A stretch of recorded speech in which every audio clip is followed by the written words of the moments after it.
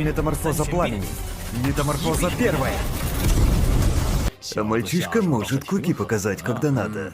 Сяо Янь прибыл в клан Гу, чтобы увидеться с Сюнер, а также клан устраивал церемонию взросления для своих юных экспертов. Они пригласили самых влиятельных людей центральных равнин. Это своего рода битва среди молодого поколения. Бойцы могли вызвать любого на поединок. Сяо Янь, уже хорошо известный в клане Гу, как избранник Сюнер, стал мишенью номер один.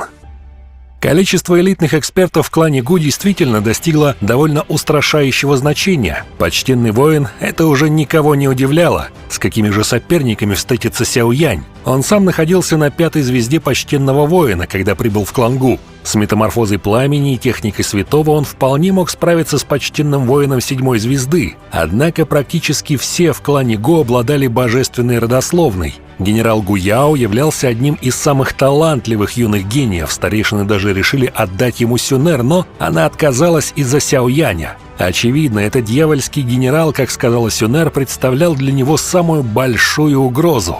Церемония началась. Могучий звук гонга разнесся над ареной. Прозвучал могущественный голос святого — это уровень истинного святого.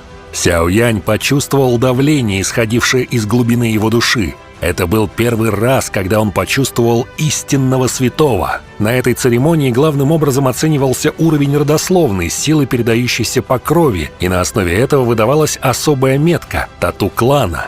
Она бывает разного уровня, имеет реальную боевую ценность, может активироваться в критический момент и спасти жизнь. Весь ритуал проходил на специальной арене, где 3 старейшин вызывали участников по списку. Например, хорошо нам известный Лин Цюань на уровне почтенного воина 1-й звезды обладал 6-м рангом родословной, что уже довольно престижно. Ему выдали золотую тату, 3-й по силе уровень из 4 возможных. 10-й ранг родословной считается божественным, однако 1000 лет ни у кого не было подобного. Сяо Янь начал понимать, насколько древний и могущественный клан Гу. Гуяо, один из 4 генералов, обладал силой почтенного воина 8 звезд, а его родословная была 8-го ранга. Он практически сразу же бросил вызов Сяо Яню. Разрыв в силе между ними был 3 звезды, и по правилам тот, кто настолько превосходит другого эксперта в силе, не мог бросить ему вызов. Но Гуяо фактически поставил Сяо Яня перед выбором — сразиться или потерять уважение клана. И если же тот откажется, пусть уходит из царства Гу. Сюнер попыталась вмешаться и остановить Гуяо, но старейшины сообщили, что формально Сяо Янь может отказаться. Однако в глазах клана это будет не просто отказ от поединка, а проявление слабости.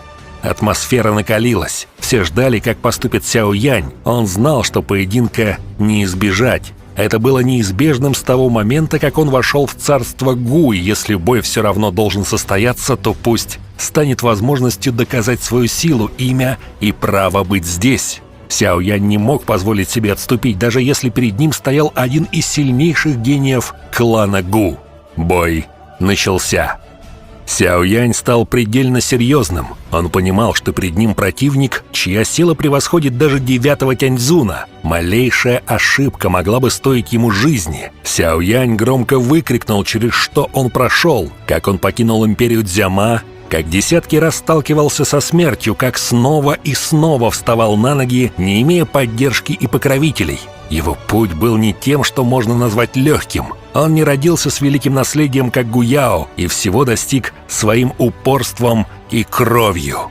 Столкновение 2 сильных противников оказалось настолько мощным, что трещины пошли по самому пространству. Старейшины были вынуждены вмешаться, создав барьер, чтобы сдержать разрушение. На руке Сяо Яня остались царапины. Это было явным доказательством того, что в лобовом столкновении он уступал Гуяо, который находился на уровне почтенного воина 8 звезд, тогда как сам он был только на 5-й. Сяо Янь высвободил сразу 3 формы метаморфозы пламени, усиливая свою доу-ци. Арена вибрировала, зрители не могли оторваться от происходящего. Затем Сяо Янь пошел в контратаку. Он выпустил огненный столб, линейку, раскалывающую горы. Гуяо встретил огонь ледяной техникой, при которой его рука покрылась таинственным белым льдом, однако именно в этот момент он и допустил ошибку. Скрытый внутри огня вращался трехцветный пламенный лотос. Гуяо заметил его слишком поздно, когда он догадался, лотос уже летел на него. Сяоянь активировал взрыв, и в небе разразилась гигантская огненная буря, заставившая дрожать даже барьер вокруг арены. Но хватило ли этого? Конечно, нет.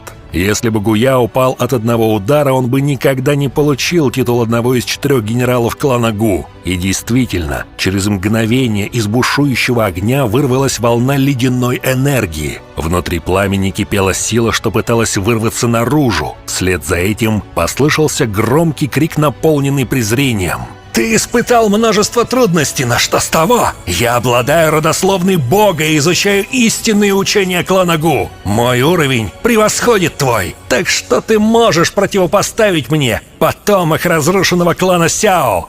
Каким же жарким будет это противостояние! Сяоянь призвал 4 вида небесного пламени, каждая из которых редчайшая в мире. Это поразило всех. Удивились даже те, кто знал силу небесного пламени. Кто-то восхищался, а кто-то желал завладеть его силой. Сяоянь начал формировать древнюю и мощную технику доуци. Он был готов к серьезной схватке. Гуяо тоже не собирался отступать. В его теле начала накапливаться разрушительная энергия. Все шло к финальному столкновению. В итоге оба применили техники класса Тянь.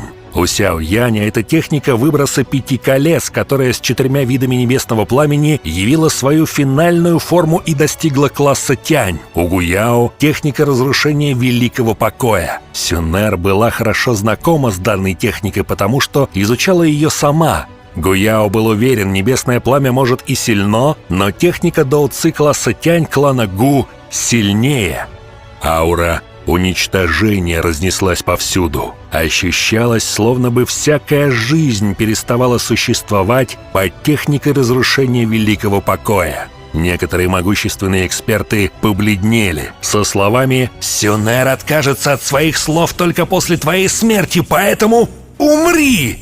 Атака направилась прямо к Сяояню. Ужасное столкновение напомнило обрушение метеорита. Весь горный хребет затрясся. Даже площадь, выстроенная из особого камня, не выдержала. Барьер арены начал рушиться. 3 старейшин клана Гу не выдержали. Им на помощь пришли еще 2 старейшин, которые сумели стабилизировать барьер. Сяоянь оказался в опасной ситуации. Его мощная техника выброса пламени 5 колец не смогла выдержать давление от разрушительной атаки Гуяо. Она разрушилась, а остатки пламени расплавили землю.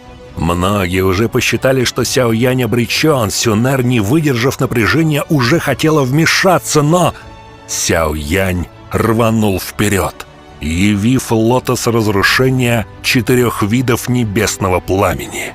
Произошел мощный взрыв. Атака Гуяо исчезла, но и Сяоянь заплатил высокую цену. Его тело было изрезано, он был покрыт кровью. Когда лотос почти достиг груди Гуяо, вмешался крайне сильный старейшина клана Гу. Все буквально застыло в пространстве. Он просто взял рукой лотос Сяояня, и тот исчез без следов энергии. Вот так мощь! В итоге Сяоянь не просто победил генерала, но и доказал, что достаточно силен даже для древнего клана Гу. Но на этом приключения Сяояня в клане не закончились. Его ждала небесная гробница. Но об этом уже в следующих видео. Большое спасибо за просмотр. Подписывайтесь на канал, ставьте лайк и всем пока!